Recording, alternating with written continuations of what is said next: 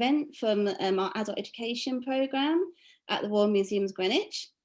And today we're going to be talking about women writing historical fiction, and that can mean people writing on scripts, and also women historians whose work has turned into television and film. So my name is Shadeen Taylor-Stone.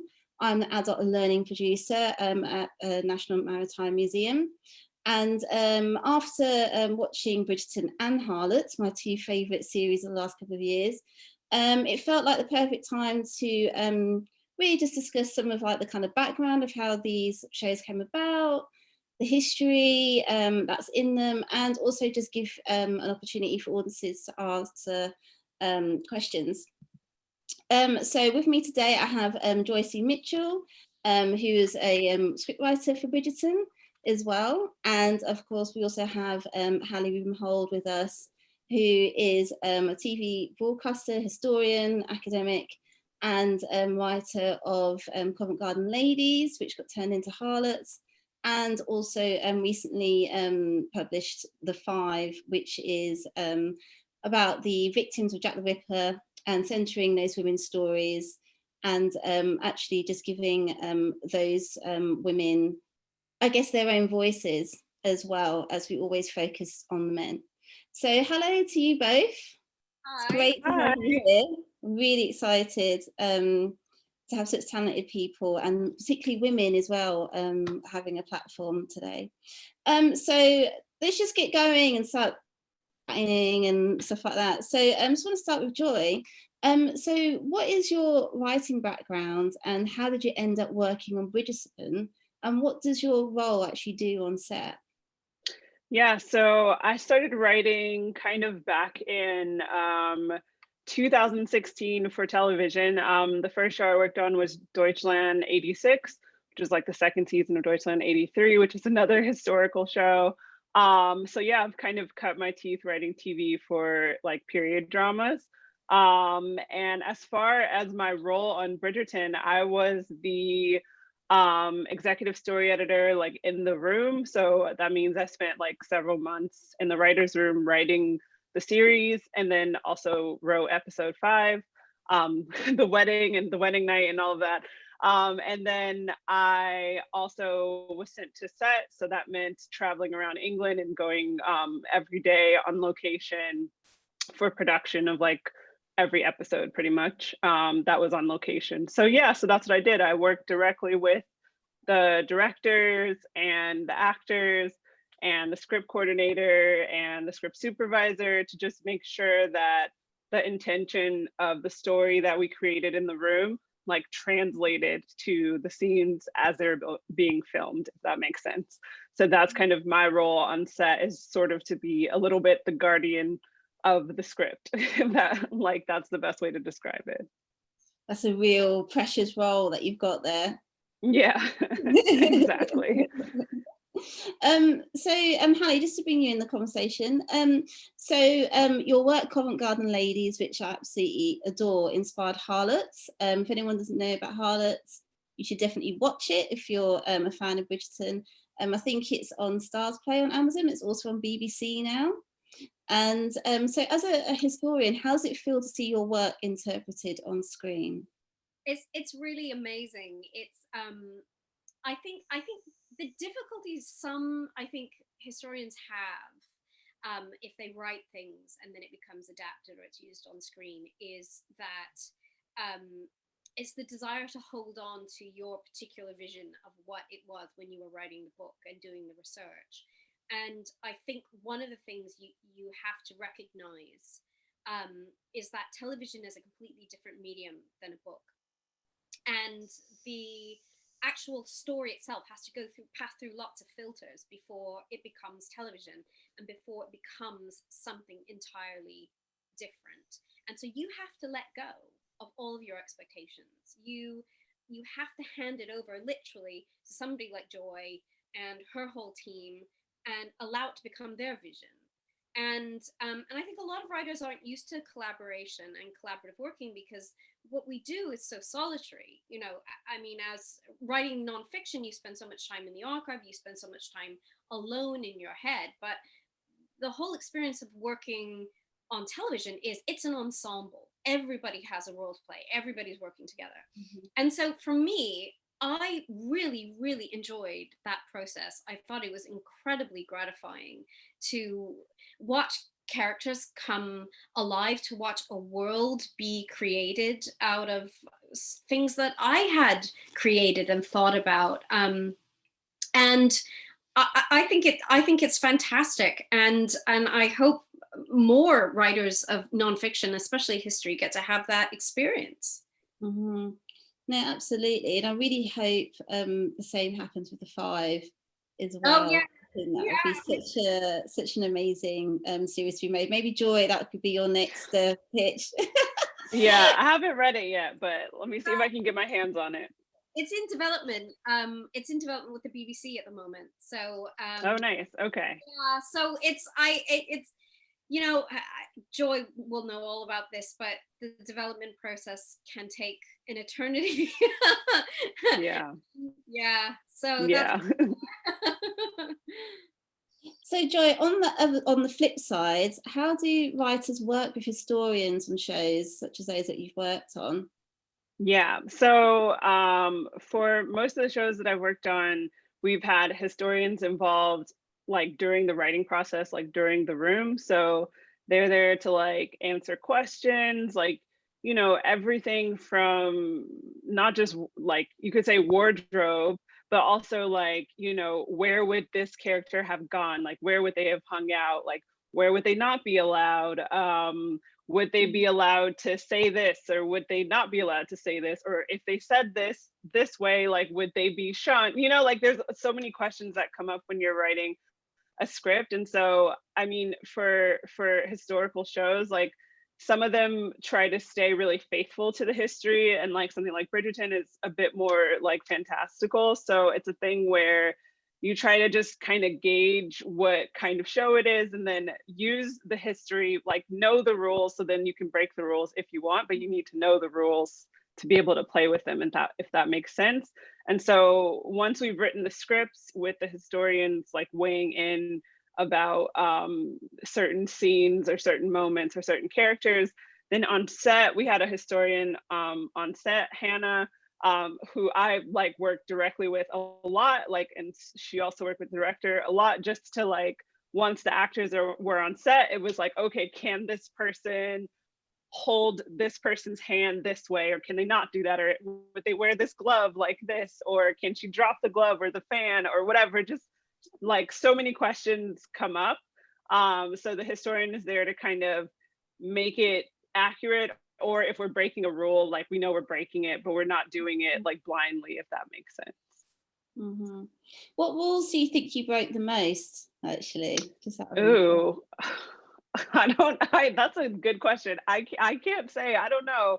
I mean, there were certain things like with the Queen that definitely we broke a lot of rules, I think, with the Queen and how people would interact with the Queen. I would say probably she's the one who I and the directors had the most questions about, like, could someone, you know, look her in the eye, or would this person address her directly or whatever. So I think it was, she's the one who probably, or would she even go to this wedding, or would she go to this event or whatever. So we took some liberties, I'd say, with the Queen, but all with the knowledge of like we had a historian there who could be like, well, she wouldn't really do that, but it's a show, like it's a, you know, it's the show you're trying to make, so go for it.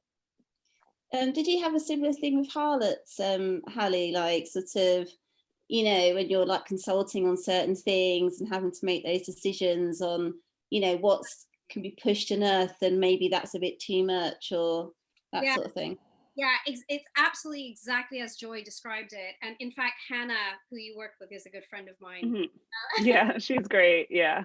We know each other. And yeah, it is exactly what you said. You have to know the rules to break the rules. I think that's such a great description.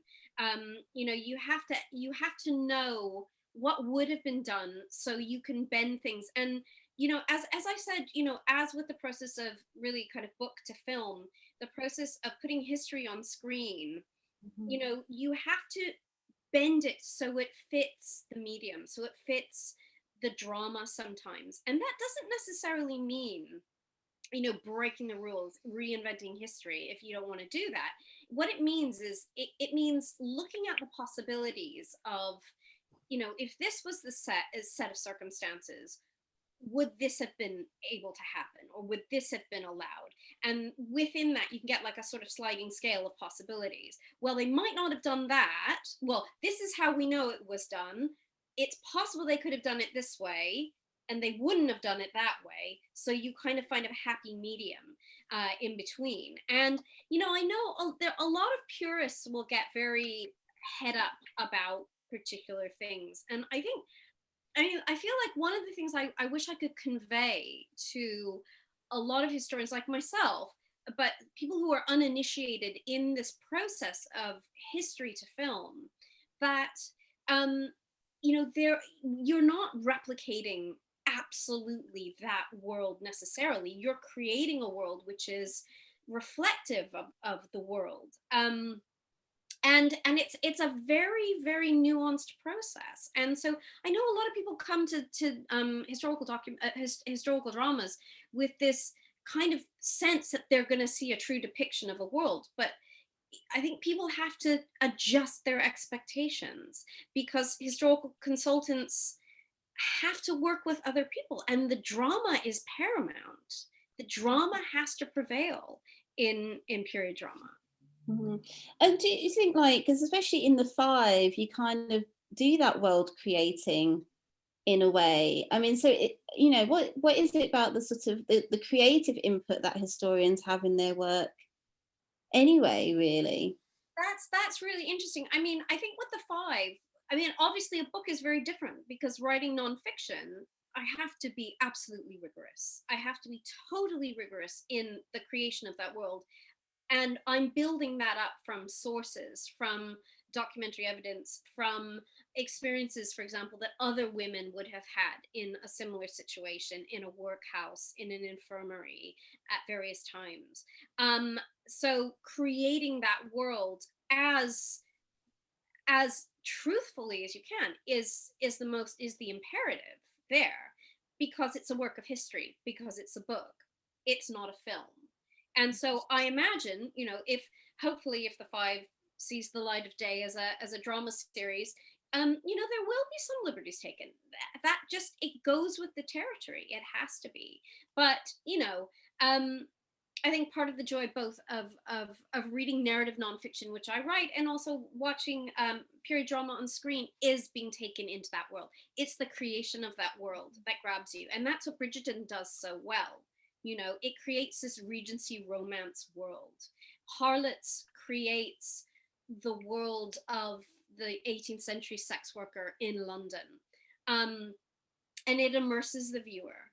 And I think that's why these two particular series have done so well. Mm-hmm.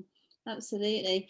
So now for the interesting questions that has actually come from our staff at National Maritime Museum, or Museums Greenwich. So apparently, for both of you, apparently conservationists had to be on set during the sex scenes in Bridgerton to ensure that the bed wouldn't be damaged. I believe that's the infamous wedding night scene.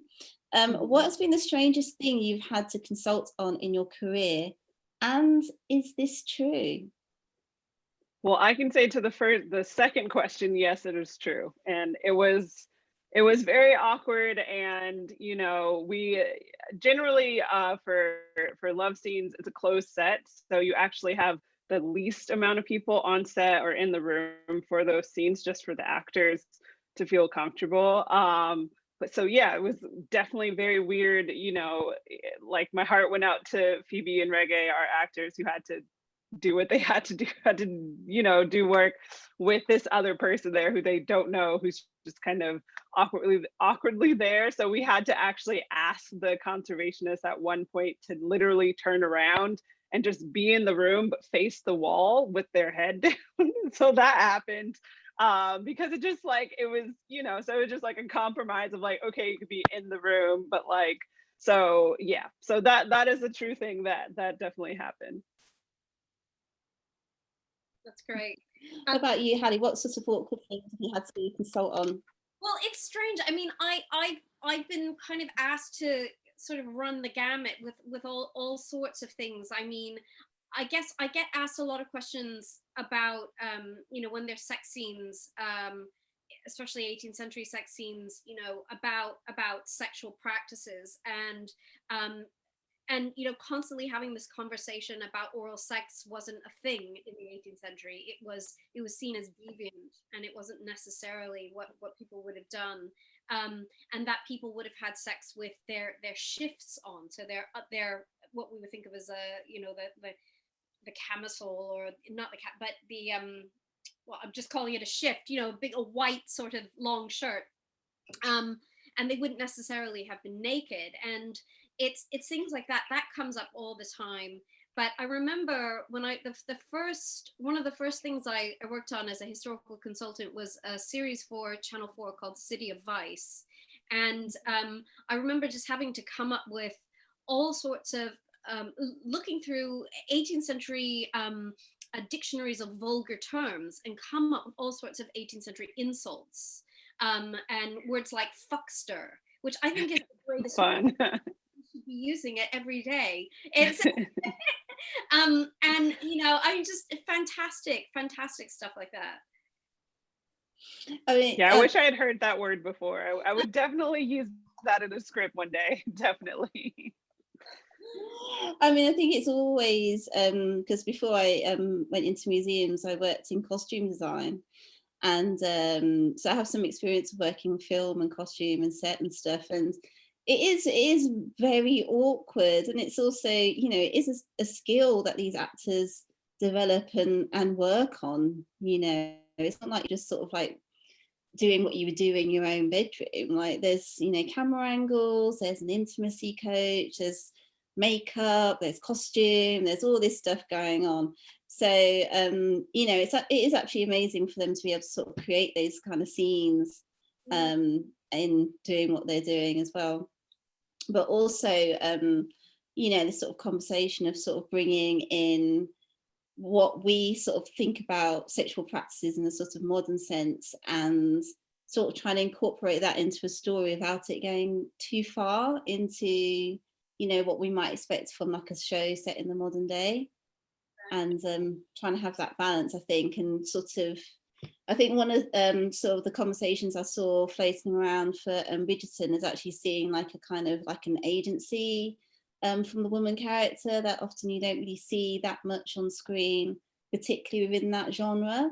I mean, especially in Harlots as well. And I think that's something that's new, that's happening in period drama, which is quite exciting. I think, to be honest, like, to speak on that point with this giving female characters agency, I think that's a really interesting thing. I mean, especially with Harlots, because I think that goes hand in hand with telling the stories of people who don't normally have their stories told, and from different angles and different perspectives. So with Harlots, it was like, you know, these were stories of women who were completely written out of history and completely marginalized, and yet, you know, women who were involved in sex work in the 18th century were incredibly influential and incredibly powerful, and had so much agency because they weren't confined by society's norms. And so they were almost like sexual social outlaws, and they could do what they wanted. And what I thought was quite interesting, and Joy, you might find this interesting as well, is that I think Harlots in many ways is like Sienna's story. Yeah. It's like you see what happens to these women, and how they are able to carve out a life and an existence on the other side of respectable society, and yet, you know, they are supported by respectable society as well. Mm-hmm. Yeah, I mean, I personally, like, I watched Harlots the whole time I was in the room for Bridgerton, because it's like one of my favorite dramas from around that time. So it definitely influenced me. I think Sienna, like you said, Sienna's story, I think, and in the world of Bridgerton, like Lady Danbury's story, like it was like the widow and the sex worker basically had the most kind of freedom in this world, because they're not beholden to men in the same way that, you know, somebody like, you know, Daphne's character or somebody else has to get married or has to do this. Like, they kind of can operate outside of that and still get by, and get by well, depending on, you know, who they're connected to. So I think, yeah, like I'm a huge Harlots fan. But there's that great scene in Bridgerton where there's like all the ladies like playing cards. Hmm. Like they've got like their own little club going on. Yeah, yeah, Like that. It's really brilliant. yeah. And, just like having that kind of energy in there, I thought was really cool. Yeah, yeah, no, it's just definitely important to show, you know, different women's lives in this world. Like, that was one of the things for us. You didn't want everyone to be like sort of looking to get married, or you didn't want everyone to have sort of the same story. So we needed women with different, you know, different situations going on in their lives to like juxtapose with what our main girl was up to. So yeah. Yeah, and I think also it's interesting to think like just to compare the shows like light and dark, because Bridgerton's quite sort of fun, it's fluffy, it's like pastels, and then like Harlots, there's some sort of quite dark scenes in there. I can't remember her name at the moment, but Charlotte Wells' sister. I always remember Charlotte Wells because she's my favourite character. I would say I'm not going to any spoilers. She's a great character. Yeah. Wonderful.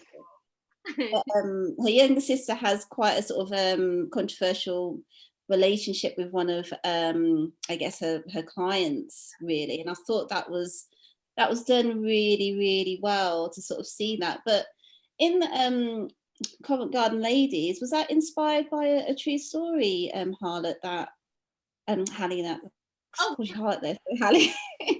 Harlot's Hallie, yes.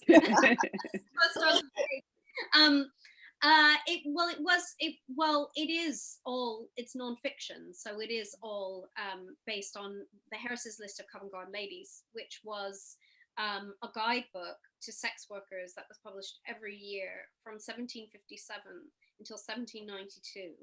And the book contained the names and the addresses and the specialities, and really essentially short biographical stories about all of these sex workers who were just basically ordinary women who lived in London. And what I found so fascinating about it when I started my research was, first of all, how diverse all of these women were, how diverse their lives were, and how integrated completely into the fabric of London society they were. I mean, they lived, you know, we have this whole idea that women of ill repute, if you like, you know, were shunned. They were just completely cut off. And the reality is that they weren't. That they, like, sex workers lived, for example, you know, with middle class, you know, grocers and cabinet makers and people like that would rent out rooms in their homes to them. They'd live next door, like even in places like Berkeley Square or St. James's Square, where you would have, you know, the people like the Bridgertons living. Next door, you would have people like Sienna living, who was being supported by somebody like the Duke. And that, you know, is something we tend to, I think we have a lot of very fixed notions about the past, about how so-called uptight people were. But, you know, these women had a lot of agency, and they had a lot of mobility within society as well. And men did marry their mistresses all the time, but it's just subsequent generations that have tried to hide that for obvious reasons. Yeah, that's really interesting. I think, you know, it ties into what you're saying about historical accuracy, and I know there was a lot of like online sort of pushback from some historians as well, but as well as like you know, just fans of history, saying, you know, being quite critical of some aspects of Harlots and Bridgerton, and, you know, not being faithful to the period. I mean, do you have any sort of thing to say about the sort of people being against a kind of modernizing of history? And do you feel like it's misleading audiences, which is what some comments have said? I mean, personally, oh, go ahead. Do you wanna No, I go? was just gonna say, like, yeah, I mean, personally, I don't think it's misleading, because I think when you look at the world, you know, it's a fictional world that, like you said, is a Regency romance, and we're not trying to be completely historically accurate. Like, you could just take one look and be like, okay, this is not like what I thought it would be, because then it would be a whole different show, right? So I think it's not misleading if you're not going into it thinking, okay, this is going to be a history lesson about 1813, 1814. Like, I think as long as audiences accept that when they watch, then I don't think it's misleading. And I think, yeah, I don't think so. I also think, I worry about this term modernizing history, and that's a pretty loaded term and what it actually means. I mean, if modernizing history means we are taking the definition of history as being the stories of the great deeds of great men, and broadening it out to be the story of everybody, that's not modernizing history. I mean, history is not this. This is the problem. I think there's this whole debate going on about what is history, who owns history, and history is not a fixed thing. History is rewritten all the time, and it's constantly reassessing itself. It's constantly rethinking things, integrating other things, other perspectives, other contexts, and and this concept of modernizing history, I think a lot of people don't realize this. They don't realize that the concept of history we have was given to us by Victorians, and even earlier than that by classical antiquity, really. And this idea that history was to commemorate the great deeds of great men. But that's really not what history is. It doesn't serve a function for the 21st century. We need to understand who we are as a society. We need to understand how we got to where we are. And history can tell us that, but it can only tell us that if we look at it in the round. And we're not just looking at the stories of leaders, of wealthy people, of generals, but really what everybody experienced, what everybody can contribute to it. Mm-hmm. I mean, I think what we're seeing now, definitely in sort of like historical fiction on television, is actually the sort of a bit more character development in terms of these characters. So a bit more sort of personality, so you can feel like you can connect to them more. So like in researching this event and sort of other things, I did watch, the classic Pride and Prejudice from BBC, which is always lauded by anyone who's done costume as being like the most beautifully accurate, and it's a fantastic production as well. But you can see this kind of changing trend in how characters are written, and particularly women characters. And often what you used to see is a kind of hiding behind the kind of language of the period. And I feel like these two shows have kind of broken down that a little bit more to actually allow the audience to connect with these historical figures in a way. So, history is about sort of connecting and seeing ourselves in those other places, and being able to, I guess it gives people more of a sense of actually like caring about history, wanting to know more, because you can see yourself more, if that makes sense. Yeah, no, I fully agree. I think that's, I watched, like, that was one of the things, I know a few of the writers watched that Pride and Prejudice and the 2006 one or something, like during the room. And I think, for me personally, I was like, I don't connect to this at all. Like, I just like, I thought it was my first time actually watching it. The one from the 90s. And I was just like, Colin Firth is great. He's in it, right? Like Colin Firth is great, but I'm just like, I don't, this isn't for me. And so I think like, writing characters, like we had so many female characters on the show, and like getting to write characters that it felt like, I mean, at least to me writing them, that there was someone that, different women could relate to. Like that in itself is a gift, like to the audience, because yeah, when you're watching TV, you do want to not just learn, but also relate and like see yourself, like you said. So I think, I think that's something that I would like to say humbly that we did well, like making sure everyone felt like different kinds of women felt represented on the show. I think there's room for all sorts of, I think, you know, there's a sliding scale of how we portray history on television. And I think there's room for everything. There's room for Bridgerton, and there's, you know, there's room for the old fashioned style Pride and Prejudice. And it will speak to a multitude of different people. And certainly that's what television should do. You know, television should be democratic in that way. Though having said that, the one thing I will say, and I hope this doesn't upset Jane Austen fans, because I am you know, a big fan of Jane Austen and her writing. But what I'm not a fan of is how we have just clung to the Austen adaptation time and time again. How it's just trotted out over and over again, and we do it again, and we do it again, and we do it again. And I hope that Bridgerton has proven that we can move away from that model. We can actually move into something more creative, that we don't have to always keep remaking the same authors. And I think as soon as we let go of that, and that's not to say, you know, we shouldn't do Dickens and Austen, but we need to do a lot more than Dickens and Austen. And actually there are a lot more.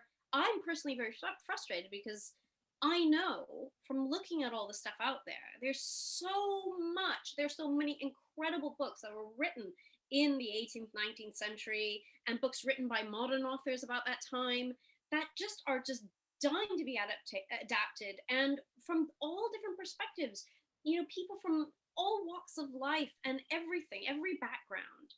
Those are the stories that need to be told. And if we can just kind of move Dickens and Austen just out of the way for a little bit, and have maybe a moratorium on these adaptations, and just bring in some different stuff, some fresh air. No, absolutely. I mean, I couldn't agree more. I mean, you know, it's could be quite easy for us just to be like, oh, well, you know, there isn't those stories to be told, you know, but they are there, like you said. They're there, yeah. Like, you know, maybe this is the time, and also the industry is very different now to, you know, the sort of 90s BBC production, because there's so many more sorts of outlets. You've got Netflix, you've got BBC, you've got Amazon, obviously, you know, you had Hulu. So there's so much more sort of potential and for productions to be made, actually. So I think that's why we're probably seeing this kind of upshoot in these quite sort of like radical, fun, interesting period dramas, because there's just more space and more audiences to engage with, actually, really, which I think is really brilliant. But I just want to go on to the next question. So, oh, well, we were talking about strong women characters, so that's perfect. So Hallie, Harlots was a show that featured strong women characters from diverse backgrounds. Who was your favourite character, and what historical figures inspired them? Oh my gosh. Well, I mean, I liked all of them. I think one of the things that just amazed me when those characters were first introduced is just when the actors embodied those characters, they took on a whole life and they felt so authentic, and that was really thrilling for me as somebody who'd spent, you know, you get so close to these people when you're reading about them in real life. So the Wells family, so I mean, Charlotte Wells is kind of roughly based on Charlotte Hayes, who was one of the main, the central focuses in the Covent Garden Ladies, which is the book that I wrote.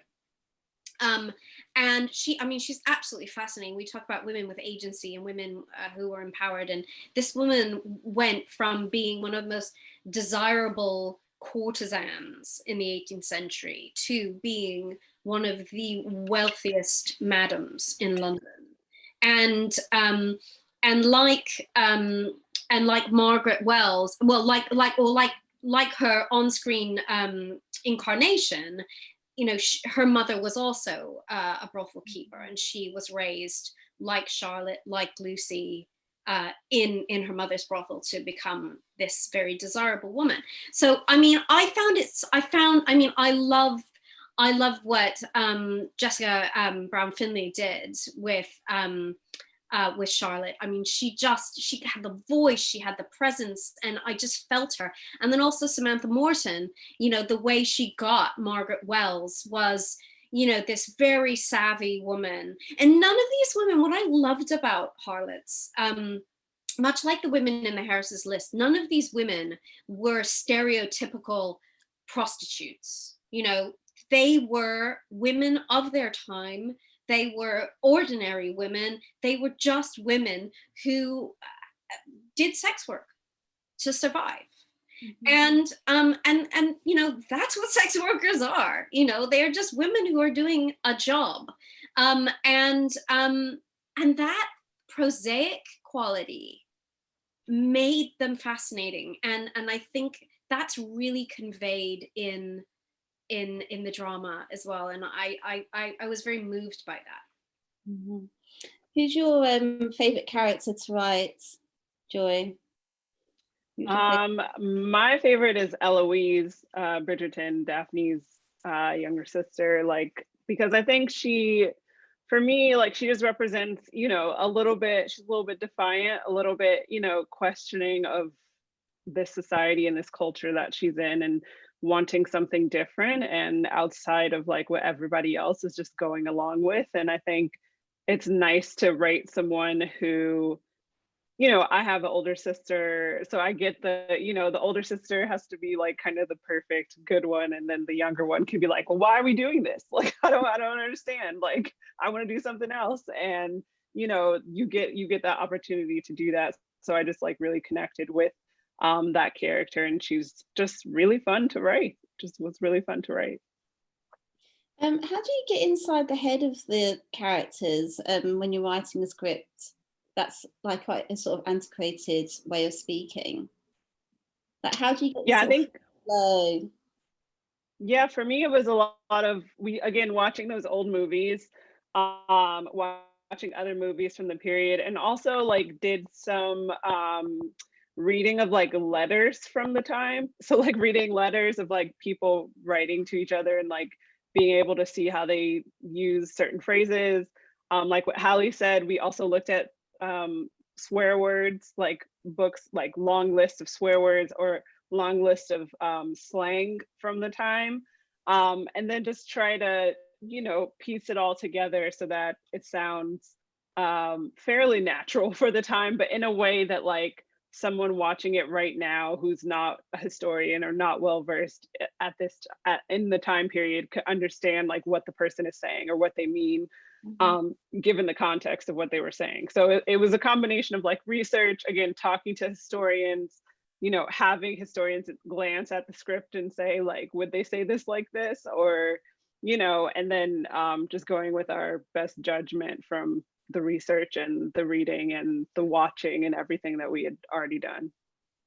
So when you're doing like that on set, and say like an actor sort of struggling because they can't get their sort of, they're getting their tongue tied with some of the language and stuff, do you then like adapt it, or like how does that work? Yeah, that depends. Like sometimes every now and then you do end up like, or I would have to like rewrite a line. But I think it depends on, you know, the director. Maybe the director is going to help them through that and help them, you know, get that line out. Because sometimes you can't, like the line is the line and it has to stay. So we just have to like work with the actor and the director, have to work together to like get that line out. But yeah, like every now and then there was the occasional line where it's like, okay, let's tweak this a bit. But yeah, that's more of a rarity. Were there any lines that the actors came up with themselves that you slotted in?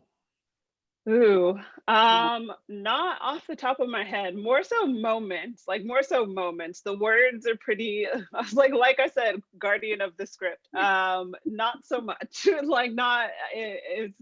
Not so much. But they did collaborate with the directors on finding moments or looks or actions they could do that weren't necessarily in the script. So I will say that. So I guess we can assume that the spoon scene was in the script. Yes, it was definitely in the script. It's something that got pitched in the writer's room early on, like that was a writer's idea. And yeah, it got in the script and it stayed in the script.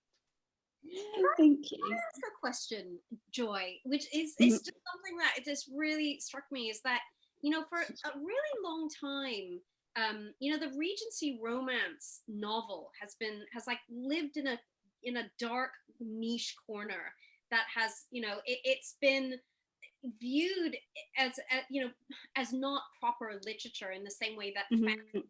Game of Thrones is not viewed as proper literature. And Mhm. here, I mean, first of all, I want to say that I think it's absolutely incredible that it's like Regency romance is suddenly having a moment that it was never allowed to have. It's not Yeah. taken seriously. And I'm just wondering how did what made the showrunners choose this? I mean, to actually take a punt on a genre that's been so neglected and been so looked down upon. And I mean, I think it is the most incredible feat to resurrect this genre and to do that. And it takes enormous bravery. And so, how did that happen? I'm like, you would have to ask Shonda. I think Shonda got the rights to the books. And yeah, outside of that, I don't know, but like she got the rights to the books. And then everything kind of like went from there. So I think maybe it's safe to say she saw something in them that, you know, she saw something in them, but I don't want to speak for her. But yeah, that's a Shonda question. But I do think they did a great job of, you know, there are genres, and a lot of times there are genres written by women that are not taken as seriously, and or even as seen as something that people would be interested in commercially, and obviously we like have defied that notion. So yeah, I think there's space now for more romance adaptations on TV and on film, because obviously there's a huge market for it. So I think we'll probably start to see more. Yeah. Absolutely. I mean, I guess that goes into what you said earlier, Hallie, about the sort of constant readaptation of Austen and Dickens, but Austen's sort of accepted into the sort of English literary canon in ways that maybe some of the other writers you were talking about aren't. And so that's why it's sort of okay to do Austen as opposed to, you know, some of the other writers that we might not be familiar with, that sort of chick lit, if that is even if it's a term, Yeah, that's very that 90s. is a term. Yeah, that is a term. Yeah. But it's, you know, Yeah. you're right. I mean, this idea that, like, you know, if women, if women write about women's experiences, that's seen as not being as significant as men writing about men's experiences. Or men writing about women's experiences either. Yeah. So Yeah. I've actually written two novels, two 18th century novels, which are written as a sort of homage to 18th century literature, and you know they were positioned as bodice rippers, and I didn't write them as bodice rippers. I actually wrote them as anti-romance. I wrote them as like subverting Jane Austen, subverting that genre. But because I was a woman writing about women, you know, it was kind of just all sort of, you know, pushed aside as something light. It's a romp. It's, you know, and I think women experience this all the time. Female writers experience this all the time, and I wonder if it's the same in screenwriting as well. I mean, it can be, but again, I think, like we said before, like I think that's starting to shift, and I think people are starting to see the value in women's stories, and hopefully we get to see more of women telling women's stories. Like there's still a lot of men telling women's stories, and I think hopefully we get to the point where the creators and the showrunners of shows like predominantly featuring women's stories are, you know, written and created by women too. So yeah, there's still gender bias and all that kind of stuff in screenwriting too, but you know, there are people and companies and other places that are looking to dismantle that, or like looking to open the doors more for those other stories to be told. Absolutely. You know what, I'm going to I do actually have some questions left, but we've got quite a few good questions in our Q&A box, so maybe let's go to them and then we can go back to our own ones. But if you've got a question, please put it in the Q&A box and I will do my best to answer it. So we've got someone here, I guess this is for Hallie. Is Moira Buffini writing the Five as well? No. Moira... Oh, it'd be lovely if she was. No, it's Gwyneth Hughes who wrote Vanity Fair, with the adaptation a couple of years ago, and she's written a lot of crime as well. So that's yes, it's in a safe pair of hands. Fantastic. So Joyce, this is a real fan question, I guess. Did you have to read all 8 books of Bridgerton? I did not have to. Some of the writers read all 8, or some of the writers had already read all 8 because they were already fans. I read the first 3. I actually hadn't heard of the book series until I did the interview for the show, or before when I was prepping for the interview. So yeah, so I only read the first 3, so not all 8. It's quite. I'm surprised. I hadn't heard of the book series before the show, like a lot of people actually. So I don't know if it's something that I would personally go out and read, but I did actually look up all the books and kind of read the summary for all, which I know is cheating. Yeah. But spoiler alert. Spoiler. I need to sort of get myself prepared for series 2. So a question here. I'm curious to know, what was the thinking behind the idealistic racial situation in Bridgerton, and if the writers have any response to backlash regarding the rewriting of history? I think we touched upon that before, but yeah, I think so. Yeah. I can't really. I don't really have anything more to say other than, like, you know, my thing is always this. Like, we did a lot of research. There were historically, like, Black and Asian people in England at this time, not in the same necessarily in the same way that we did it, but they were there. But for me, you know, outside of that, we're not rewriting history. Like, it's a, you know, it's a Regency romance. It's fun. It's escapism, and let's just, you know, let it be that. That's what I would say. I think in Harlots as well, one of the things that I really loved about the series was that diversity and the way that it captured Georgian London, and even just within some of the storylines as well around, I think it's the Wellses, sort of the I can't remember his name. He's like the kind of patriarchal figure in the household. His father. Yes, yeah. Yeah, he was an invented character, but I mean, absolutely. I mean, that was one of the things I found when I was researching the Harris's List. You know, this idea that, like, London wasn't a diverse city. London was always a diverse city. Yeah, it was. Exactly. And, you know, I mean, the Harris's List is, you know, these are almost a random sampling of who was there. And, you know, you had women who were Black, you had women who were from, I mean, all over Europe.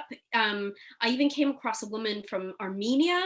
There were women from the West Indies. There were women from America. So, you know, this idea that, like, somehow everybody was British. Oh, and, you know, and tons of immigrants from Ireland also, and from Scotland and from Wales, and it was, you know, and I think the series was very good at depicting that.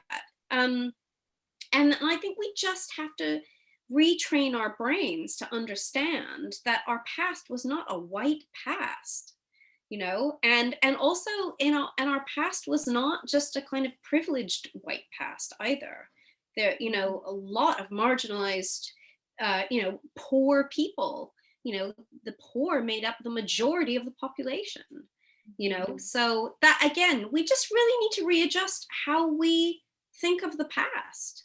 Yeah, and I just want to piggyback on that and say, because what Hallie just said is great. I think it's just maybe not seeing it as rewriting history. It's more like retelling history, because these stories are there. They just weren't told. Like, people, you know, continue to do so, like ignore or erase or, you know, just not tell like different people's stories that are not, you know, from upper classes and from other places. So I think, you know, just think about it that way, that, you know, they were there. Like, let's just accept that and just start to dig into like what that looked like. And that's what the goal, that's one of my personal goals. I'm not speaking for Bridgerton, but one of my personal goals as a writer and someone who's interested in history and historical fiction and period dramas is to tell those stories of those people who were erased or have been erased, and, you know, just get people used to the idea that they were there. Like, and it's not all fantastical, they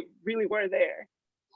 No, absolutely. And I think sometimes what can happen is that if you've got an actor of colour in a show, people feel that there needs to be a reason for them to be there. So you're constantly giving a reason, and we're always like, yes, you know, it was, you know, London was diverse, this period was diverse, etc. Or you know, you need to point to the sort of history of maybe, I don't know, the Haitian Revolution and the sort of black upper class there. So you have a reason to put them there.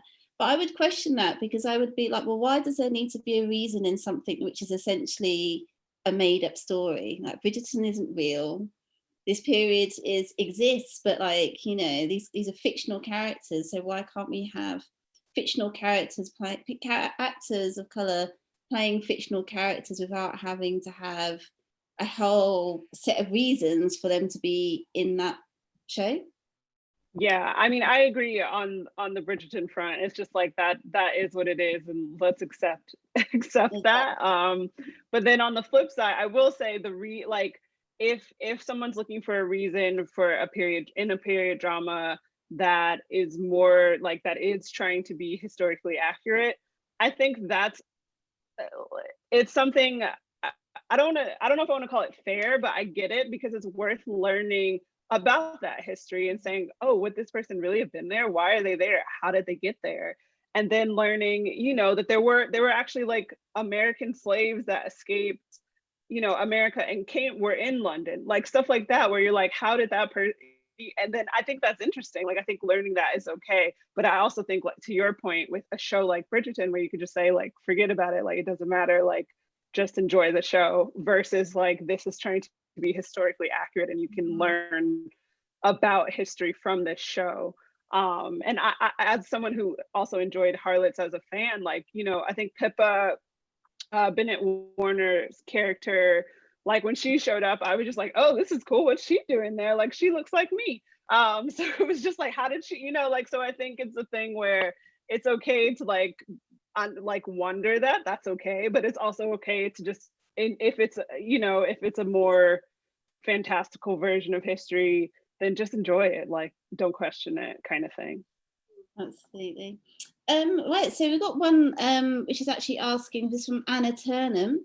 Thanks, Anna. I wanted to ask if both Joy and Hallie could talk about oral culture in both shows, such as the importance of gossip and rumour. What was the first part? Oral culture. Oral Sorry, culture. I'm just saying. So, accent. Yeah. Okay. That one, not the other one. Okay. Such as the importance of gossip and rumour. Well, there seems to be quite, I mean, it's really interesting, like, listening to the narration of Lady Whistledown, because that is, you know, those gossip sheets were so important in the 18th century, in really, I think, giving people a sense of who was in and out of fashion. But, you know, those gossip sheets also completely destroyed lives as well.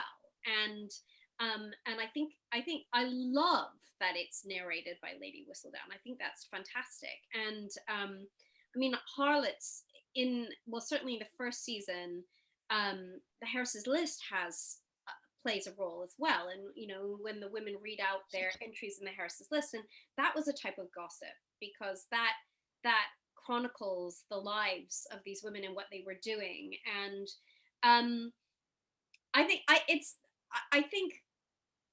that was a really effective way of shaping that society and controlling that society in the 18th century. I I was going to say, I don't think we have it today, but actually I'm completely wrong, because I think we have an even more extreme version of that, which is social media, which does control us and does, and does tell us what we're doing wrong and shame us, and can ruin lives at the same time. So I don't know. Do you want to riff on that, Joy, a bit? Yeah, I mean, I would say we definitely have it. I mean, I'm following this Meghan Markle the whole situation right now, and it's just like, it is just gossip going back and forth. So yeah, I think it definitely, the traditional media still participates in this too, along with social media. But I think for Bridgerton, it was a thing where, I mean, I always like to say I saw gossip as the women and the girls of this time, like it was their superpower, in the sense where like they had no power technically, really, but except what they could like say to each other and what the rumors they could spread, or like what they could let each other know. And I think I saw gossip as like a superpower in a way, to like, for them to show some kind of agency, and for them to like take some kind of power in this society that kind of had stripped everything away from them. So that's how I saw gossip at this time. And yeah, Lady Whistledown obviously has a ton of power in this world. And, I just think like you have to respect that. And I think it's, interesting that so many people, or so many characters, are like worried about her throughout the season. And I imagine as it goes on, will continue to be so. But yeah, I just saw it as a superpower, and I get it. I think it still exists. Like, like you look at the Me Too movement, or you look at all kinds of things, it's like gossip, and whether it's gossip between people or gossip spread on social media, it really can change lives, change, culture. And it's still a power. Like, it's still a power. Otherwise publicists would be out of work, I guess. But yeah. This is quite an interesting question that was actually tied to one that I was going to ask about, there being like more women TV directors and producers finally getting the chance to do big budget dramas. So there's another audience member actually here asking about, who do you think should have more ownership over the narrative in future period dramas? As in, who should direct or write? Or I guess so, yeah. Direct, write, produce. Where do you think the industry is moving in that sense? Ooh, where it's moving and where it should go. Two different things, maybe. I don't know. Yeah, I mean, I of course hope that more women of color, more people of color get to tell these stories as directors and as writers and as creators. Is it trending well? I don't know. But hopefully that will change. Like, and I think this last year has seen a lot of change happen, and people saying that they're committed to change. So hopefully it will, because again, there's an audience for it. I think people are tired of a lot of people are tired of the Jane Austens, or don't see themselves, and they are dying to see themselves. So I think any network, movie studio, whatever, it is a smart move to let more people of color, let women like tell these stories, because they will reap the return on investment is huge, because people are starved. Like, I can't tell you how many DMs and tweets I get from people who are just so thankful. We're like, oh, there's someone who looks like me on a period drama. I was never really into them, or I was very into them, but I was always sad that I was never included. And now I'm included. And now I've told all these people to watch, or I've watched 5 times. Like, so I think it's a smart move to let more women and women of color and people of color tell stories. I agree. Yeah, I mean, it's quite an interesting time now, because when we were talking about social media as well, because we're also seeing, I guess what you call them, not live action role play, but like historical enactors.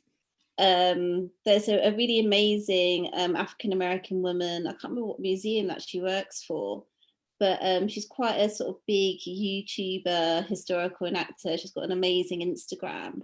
and we're starting to see Oh, Hill House, is it Hill House Vintage or there's something Hill like that? House, but there's she's in this, America, and Oh, okay. she does sort of historical enactments on sort of African American women during I think it's like maybe sort of mid 1800s, like sort of during periods of slavery and stuff like that. And it's been quite interesting seeing that kind of world develop on social media. So people, I feel like TV and films actually catching up with what is already happening in those spaces, and the sort of conversations and things that people have been having around sort of people who are fans of history and historical enactment and that sort of thing, which is really good.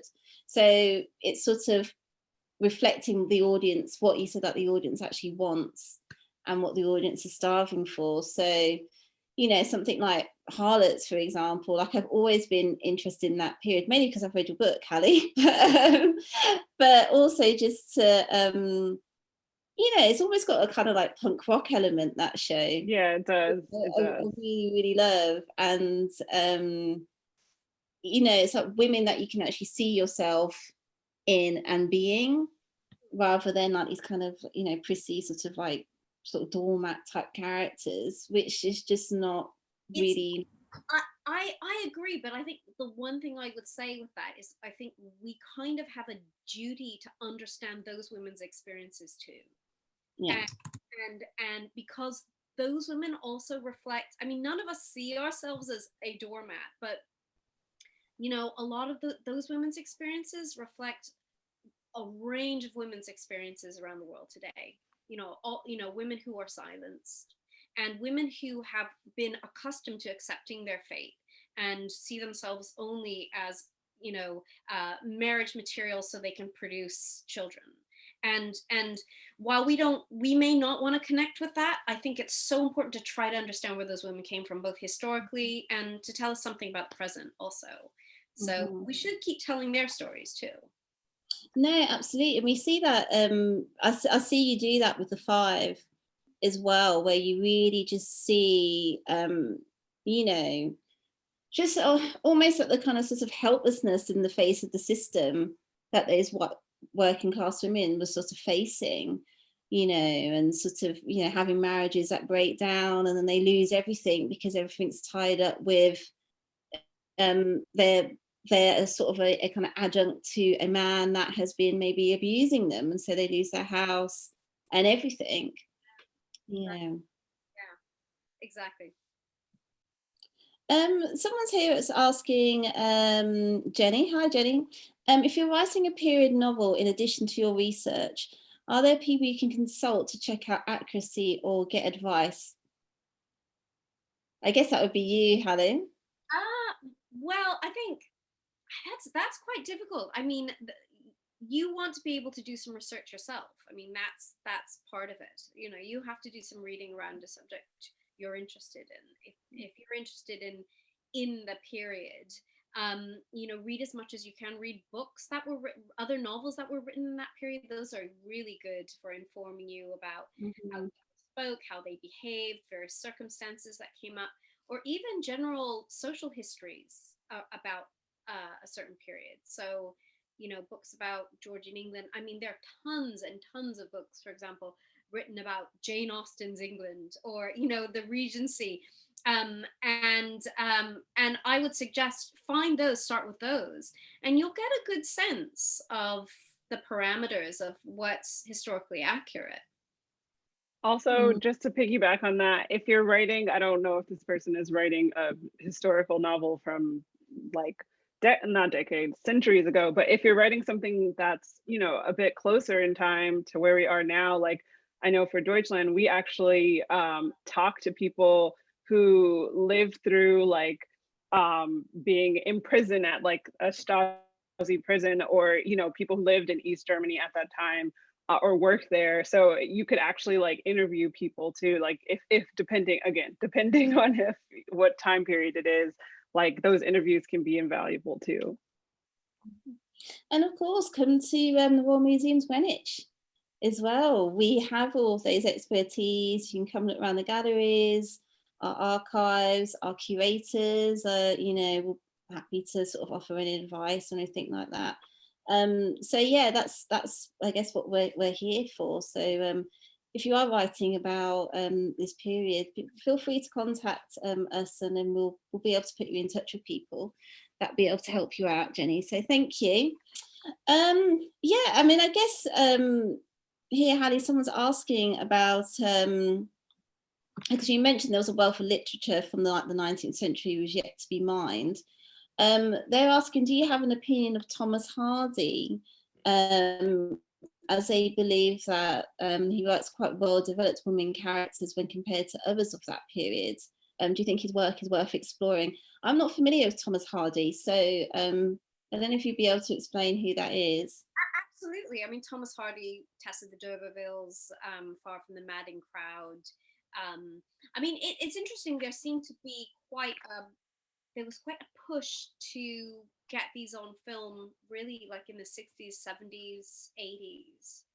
We haven't seen a lot of Thomas Hardy recently, and I don't know why this is. You know, this is somebody who is, you know, really quite often on the national curriculum for English, and he certainly provides a window into rural life in England in the late 19th, early 20th century, yeah, I mean, it is part of the canon of British literature. I mean, certainly there's nothing wrong with Thomas Hardy if you're looking to have me say anything about that. I just think there are also, you know, lots of other smaller writers who we haven't, you know, whose work we haven't really looked at. I mean, I'm thinking of, like, for example, just Mrs. Radcliffe, for example, who wrote lots of Gothic fiction during the early 19th century, and you know, her stuff, I mean, it's crazy. Her stuff is batshit. I mean, it's wild. In fact, you know, Northanger Abbey was kind of satirizing her stuff, and she was a bestseller. I mean, she was like, she was like the twilight of her era. You know, why is it that we've never tried to do those? There are lots of stories about historical personalities and women. I'm fascinated with women in the Wild West, you know, and the diversity of backgrounds, and as well, you know, Chinese women, Black women, women from just everywhere, and we don't see their stories on film. You know, things like Westerns are so male dominated. Why can't we tell women's stories? There's just so much. History is a gold mine, and there's so many stories we can tell, and I just think it's just time. It's time, and I'm literally begging for like a whole new slate of shows that we can watch that are stories we've never heard before. There are people working on it, especially the West. I'm working on that one too. Like, I think Thomas Hardy. Yeah, I know. There's a lot. There are a lot of stories, and I think, you know, I'm not alone. There are lots of people like me looking for them. So yeah. You and I should have a conversation after this. Yeah, totally. I'm down. Because I was just thinking about, how these stories can get adapted for screen. So, I mean, there was recently Lovecraft Country that was on Sky, which is, I guess, historical science fiction because it's set in the 1950s. And I thought that was a really brilliant example of how to maybe take something that's actually quite difficult to depict on screen, because H.P. Lovecraft has always been notoriously difficult to depict on screen because the kind of evils he's creating actually just do not work on film. And how that was kind of shifted to then become a sort of conversation on like the Jim Crow South and racism within that series. And so I think there is sort of, you know, the creative potential of people like Hallie and Joy to sort of like start fusing those kind of ideas and stuff, so we can like kind of get that a sort of a spicier version of historical fiction, I guess, really, on screen. Yeah, it's like you want to you want to appeal to the people. I feel like, at least for me, I want to appeal to the people that don't necessarily watch historical dramas because they love history, if that makes sense. Like, it's like you want to appeal to someone who's like, yeah, I want to watch a love story. Yeah, I want to watch an adventure story. It just so happens to take place in this period of time, and I am learning about the history of this period of time while watching this love story, or while watching this like epic fight sequence or whatever. Like, I think finding a way to do that, like, I love both. Like, I'm also a fan of just a historical drama because it's just historical and that's fine. But I think it's like finding a way to tell these stories that will appeal to more people is always, it's kind of always the goal, at least for me. Because I think, like you said before, we're all looking to see ourselves. We're all looking to find some escapism sometimes, or learn. I've learned so much from watching historical, like, whether they're fictional movies or documentaries. Like, you learn so much. I just watched Judas and the Black Messiah this weekend, and I learned so much stuff that I was not taught in history at school. So I think it's just, all of these things have a place, and I think it's just embracing that and embracing the diversity within the historical drama, if that makes sense. Like, not the actual necessarily diversity of the people, which yes, also that, but like giving it space to be genre, to be romance, to be just a straight historical drama, and like not put pressure on any of these things to be something that they are not. Yeah, and sometimes it can actually emphasize the actual story as well. I mean, I think was it recently? Is it David Copperfield that was done recently? That was on screen, and that had a really diverse cast. And I remember Mark Kermode actually saying that having that diverse cast actually exemplified what the book was about as well. Like, the sort of, it really kind of brought to light the kind of satirical nature of the book, which might have actually been lost if it was just a very sort of monocultural cast of, people playing kind of working class Victorians.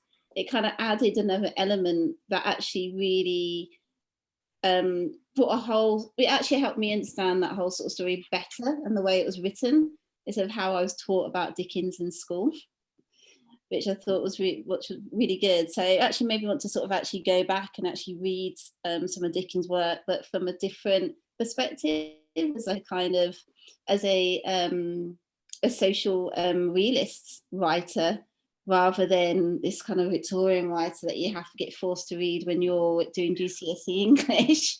So, there's the ability for TV and film to be able to get you excited again to actually reapproach some of those classic sort of writers in a different way. Yeah, I think that problem is a lot of times we learn these things at school, and sometimes they're not even taught very well, or they're not really appropriate for where we are at the time when we're told to read it. I felt that way when I was made to read The Great Gatsby at school, and I only really understood what it was about as an adult, because I don't think the themes in that book are actually things that 13-year-olds can really understand. And I think that could be I think it's quite similar with, for example, a lot of Dickens books, or even Austen's books as well. Mm-hmm. Yeah, you had to read, wow, 13. We read that at 16 in America, The Great Gatsby, but 13, that's even worse, I guess. Yeah. Probably more like about 14, 15. Yeah. But still, yeah, you're right. Yeah. So, there's quite a few questions from people from which kind of on the same theme, around I guess what sort of stories or women's stories you would like to see on screen. Is there any sort of particular kind of historical figure or someone from a book that you think would be amazing to see on screen?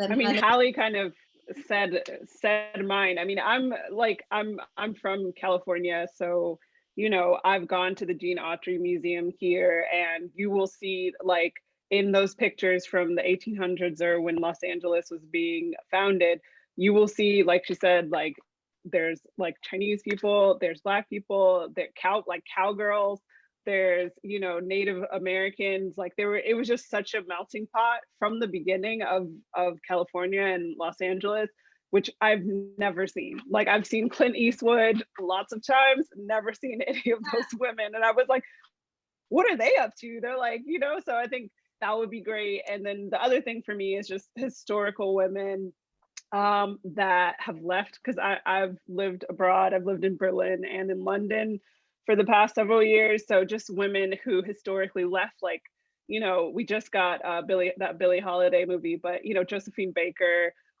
There's so many people like Audre Lorde, like so many historical figures of like American women who left America and went on to do great things in Europe and the UK. So yeah, those are kind of the things that I would love to see, and that I am directly working on, making sure other people get to see them too. What about you, Hallie? Who would you like to see? Well, it's really interesting. Joy, you probably don't realize I'm also from Los Angeles, though I may not Oh, sound cool. I'm an expat as well. So Oh, I'm nice. very familiar with that. The Western history was what I was immersed in growing up as well, and building missions out of sugar cubes. Yeah. A little bit Yeah. more about missions, Yeah. building sugar cube missions, and I think, oh my God, it's so rich. I have recently rediscovered just the richness of American Western stories, but more to the point, just how active women were at that time, and the just how, like, you know, whereas in Britain, for example, women were much more in the 19th century constrained by their roles. In the West, it was like all hands to the pump. It didn't matter if you were a woman. You had to run the post office. You had to help build the homestead. You had to farm. You had to do all sorts of things. And I think the thing that frustrates me is that the genre of Western is one which is very masculine. It's focused on the male experience exclusively, and it is alpha male. It is, the man who really doesn't love, doesn't show softness, is outside all the time, is an outdoorsman, is a killer, is, is part of the wild untameness of the West. And whenever you put a woman into that environment, that woman then has to take on masculine characteristics. The reality is women in the West were unique. They were still women. They didn't become gunslingers like Hollywood likes to portray them as. They did other things. They ran hotels. They were gold miners. They were doctors. They were all of these incredible things. And I'd like to see that story. Those sorts of women, but also, women in this, God, I mean, I could actually go on forever and ever and ever. I'm not going to name any particular names because there are some projects I'm actually working on with some of these women in mind. And I'm in terms of trying to get their stories to the screen, big or small. And, I just keep finding more and more of these stories, and every time I find them I get a little bit more irritated that, like, why are these Has no one told this story? Yeah. Why has no one told it already? Yeah. Exactly. And also sometimes it has been told, but just not in a very good way. Yeah. So it's almost sort of having to go back and sort of kind of retell the story in a more truthful way, because our audiences now are just ready to sort of maybe deal with queer elements of the characters, or Absolutely. that sort of thing. Yeah, absolutely. Yeah. I wish I want to talk about the various television ideas I'm working with, but that's my lips are secrecy. But the next book that I'm writing is about that, and I'm looking at the murder of Belle Elmore by Dr. Crippen. I don't know if you're familiar with the Crippen murder of 1910, and Dr. Crippen and his wife were both Americans who lived in London, and she was a music hall performer, and looking at all of this through the incredible women involved in this, in the capture of him, in the whole story. And it's a story you don't hear of, like really how empowered those women were, and the women who were instrumental in catching Crippen were a group, a union, a proto-union called the Music Hall Ladies Guild. And these were circus performers, and they were music hall performers, and they were equestrian performers, and there was even a strong man, as they called her, weightlifter. And they all basically were involved in apprehending Dr. Crippen and having him tried and found guilty for the murder of their friend. And that side of the story isn't told. It's the story of the detective who discovered it. It's the story of the barrister who defended him. It's the story of the captain on the ship who discovered them on board. It's not the women's stories ever. No, absolutely. I've got a couple of questions here from people, I guess, who are asking about like your work and how you managed to get into the positions that you are now. So like Hallie, you as a historian and TV consultant, and Joy as a writer on such a huge Netflix series. So maybe Joy, if you can just talk about that a bit. Yeah, so I mean, for me, for getting on Bridgerton, like I have agents. So my agents basically just introduced me to Shondaland and did a meeting with them. And then this project came up and they said, hey, do you want to like meet about it? And I read the books and then met about it, and kind of everything snowballed from there. So that's kind of how I ended up on the show. My journey as a writer is a little bit different. I just started writing. I went to grad school for writing and have an MFA in creative writing, and then kind of was writing screenplays on my own, just with my own ideas. And then got hired to write on Deutschland 86 after meeting the showrunner of that show. And I had sent her the scripts I had written on my own, and she read them and then was like, I'd like you to write on the show. So to anyone, if anyone's here who wants to be a writer, it starts with literally writing for yourself, like finding a cool story, whether it's from your own personal life or from history or whatever, writing that as a pilot screenplay, and then having that ready to go when you meet someone who is willing to read it. Hallie? I'd say it was, for me, I mean, again, unfortunately, a lot of times you have to do a lot of the work before anybody pays you. And that's, yeah. And it's still like really, even at an advanced stage of your career, you do a lot of prospective work to get your foot in the door with certain projects. But I think for me, I came at this from an academic perspective. So, I did 2 postgraduate degrees, and I was teaching at the time. And I knew I always wanted to write. I thought initially that I would be a novelist, and then I realized that I had to write nonfiction, and had a conversation with somebody who was a mutual friend who was a publisher about Covent Garden Ladies, and he commissioned me to write it. One thing that people should know about this first book, I got paid nothing. I had no advance. I wrote this while I researched and wrote it while I was teaching.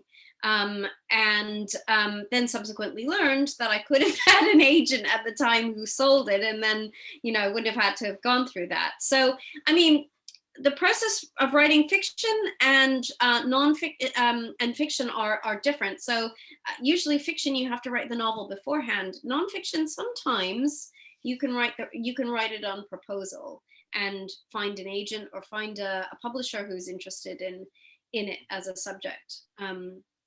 So yeah, that getting that leg up, that's the tough bit at the beginning. I'm sure Joy would agree with me there. Yeah, absolutely. Thank you. Yeah, definitely. So we're coming to the end.